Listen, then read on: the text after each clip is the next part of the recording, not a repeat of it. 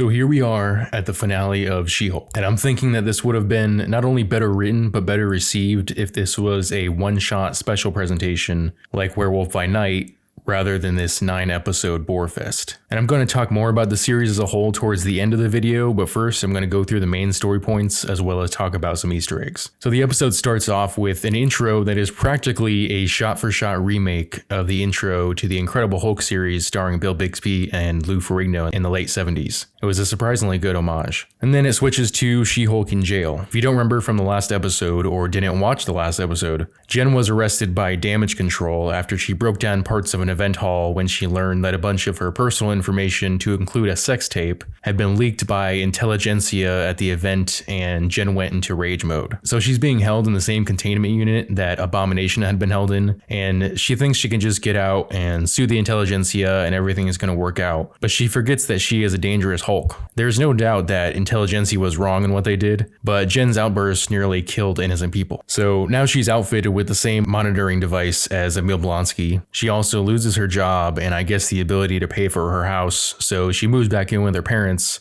Ironically, living the way that I think the writers of the show want us to think that the intelligentsia lives, which is basically a bunch of sad millennials living with their parents. But having to deal with reporters, she decides to go spend a few days at Blonsky's retreat while her friends Nikki and Pug manage to infiltrate an intelligentsia meeting, which is actually being held on Blonsky's land, and he even shows up in his Abomination form. Not because he's evil or even because he agrees with the group's cause, but as a paid motivational speaker. Of course, that annoying dweeb Todd reveals that he is Hulk King, and I've already touched on this I think in the last video, but the reveal of the intelligentsia was extremely disappointing. Remember in Iron Man 3 when they revealed that Aldrich Killian was the Mandarin and everybody hated it? Well, this is a worse version of that. You have this rich little nerd leading a group of trolls to attack She-Hulk. Although I still can't help but wonder, looking at the group, you wouldn't think that this group was capable of creating a safe Hulk serum. I mean, Bruce Banner couldn't even do that, and he spent 8 to 12 years trying to work on something like that? I'd like to think that there was more happening behind the scenes, but I'm pretty sure that there isn't. Jen shows up to the meeting,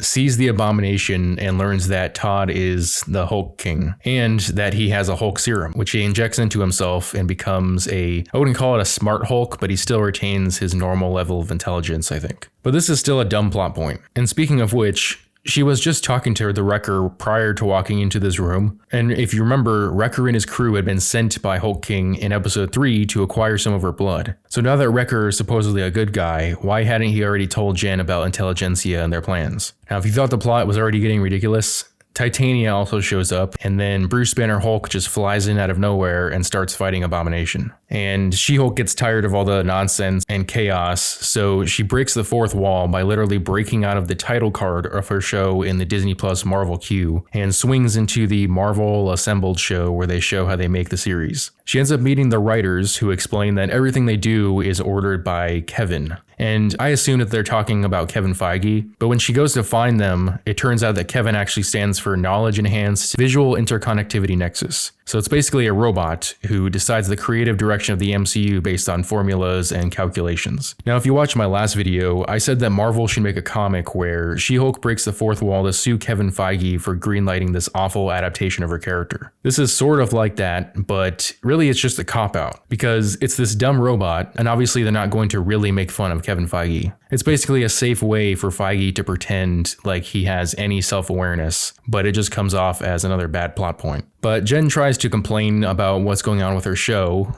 and it's like, really? You couldn't have done this in episode 1? Now, she does make some good points about the MCU, like how so many of the movies have the same cookie cutter formula, how so many characters have daddy issues, and how some variant of super soldier serum is so often involved in the plot. She makes the argument that not every show and movie needs to be really flashy and have such high stakes, and convinces Kevin to erase the Todd Hulk plot point, get rid of Bruce, and turn Abomination back into Emil Blonsky. But then it just cuts to everything being pretty settled with no big fight scene at the end. Now, here's where I agree with some of the things she said, and I disagree with others. To argue against Jen's proposal to focus on her struggle as a She-Hulk, I do agree with her point that the show is a mess. There are a lot of nonsensical plot lines, and the MCU is very cookie cutter in how the plot pans out at the end of almost every movie. However, her story, which she believes should be the main focus of the series, is so boring. In She-Hulk's introduction in the comics, She-Hulk was dealing with having to be a Hulk. She was also dealing with the mob and with being framed for murder, leading to her own father being out for She-Hulk's blood. There were a lot of plot lines in that story, but they all served the story.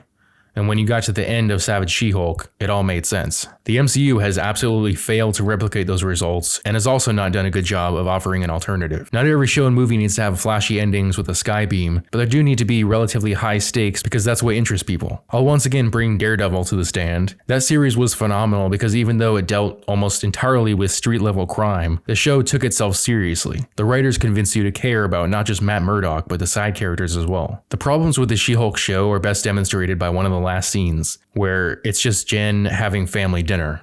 And Matt Murdock is there having dinner with her family, and Hulk shows up from space, and oh, he brought his son Scar, who was born on the planet Sakaar. If that all came off as nonchalant, that's because that's how it was presented. Daredevil literally came in from the sky, and he's just like, oh, I'm here now. Has dinner with Jen's family. Hulk was at Sakaar for how long?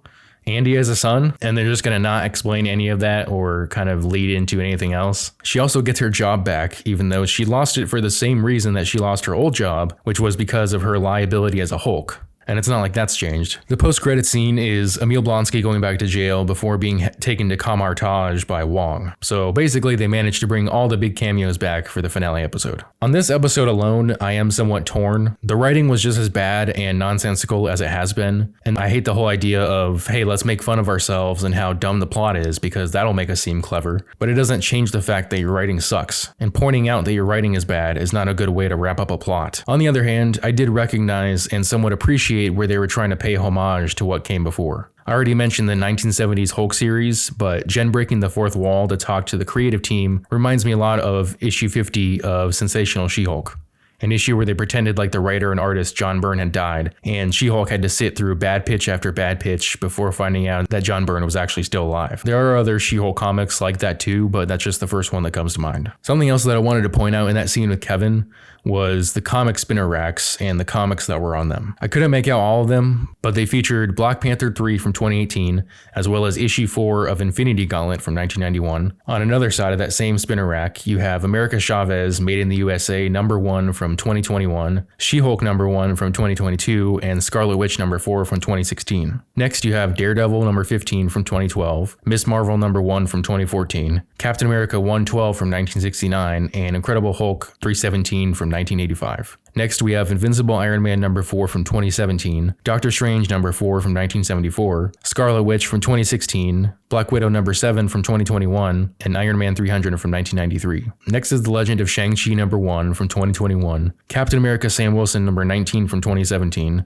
and Daredevil #51 from 1969. And then we have She-Hulk #10 from 2014, Avengers 175 from 1978, Captain America Sam Wilson #18 from 2017, and Doctor Strange 169 from 1968. And finally, we have Black Widow #4 from 2010 and Black Panther #2 from 1976. If you guys can make out any of the comics that I couldn't, feel free to let me know in the comment section below. She also asked the Kevin bot about when they're going to bring the X-Men, but he just says that he can't answer that question, unfortunately. So that's pretty much all the Easter eggs that I noticed. If you notice more, please let me know in the comment section below. And now that the show is over, I want to hear about your She-Hulk viewing experience. Did you make it through the whole thing?